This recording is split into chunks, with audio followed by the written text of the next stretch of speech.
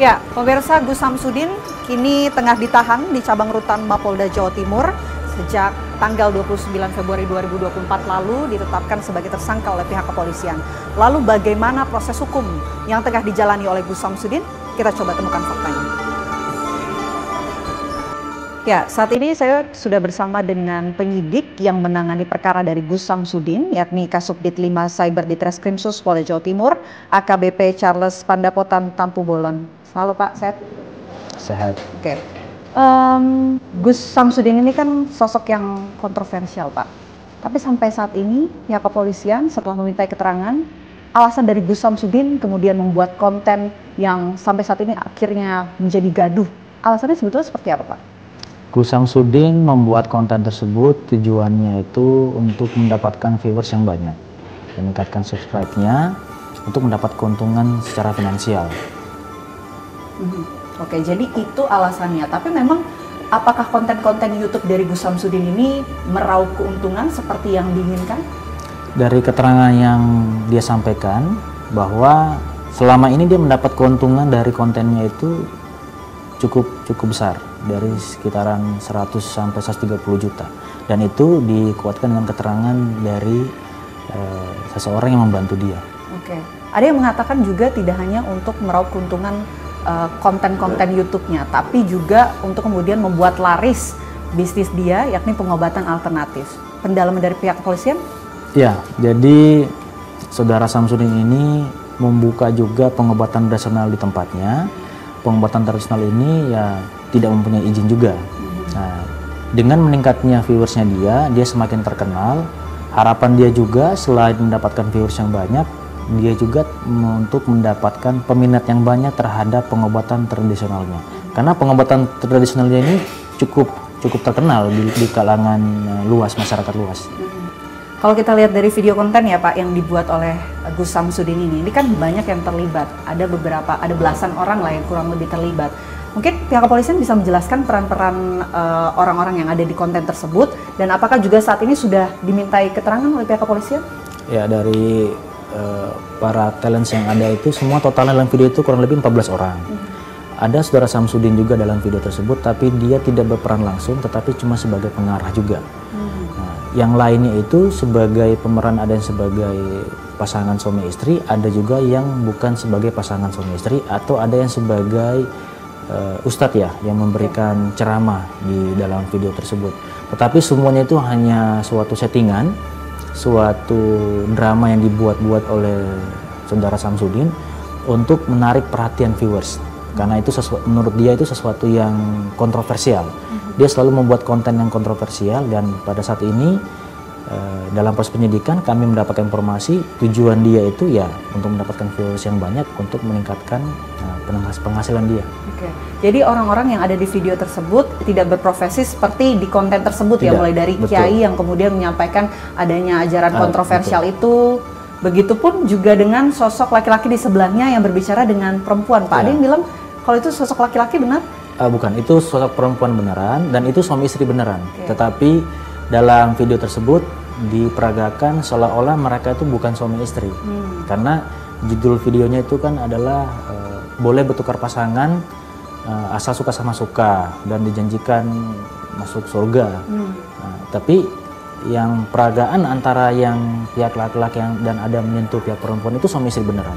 Hanya dalam video ini diperagakan seolah-olah bukan suami istri. Dibayar berapa Pak talentnya? Dalam pemeriksaan kami ada perbedaan keterangan.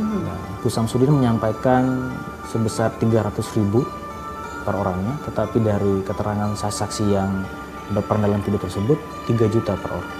Oke, jadi sampai saat ini pasal sangkaan terhadap Gus Samsudin ini adalah Undang-Undang ITE. Kalau mengenai pasal lainnya, ujaran kebencian sara dan juga penyebaran berita bohong, seperti apa Pak? Ya, jadi kita ke depannya sudah kita ambil keterangan dari ahli agama, kita memeriksa untuk mendapatkan keterangan arah ke penistaan agama. Apakah nanti ini kita tambahkan pasal penistaan agama? Tentu nanti hasil pemeriksaan dari ahli agama kita koordinasikan juga dengan pihak kejaksaan. Oke.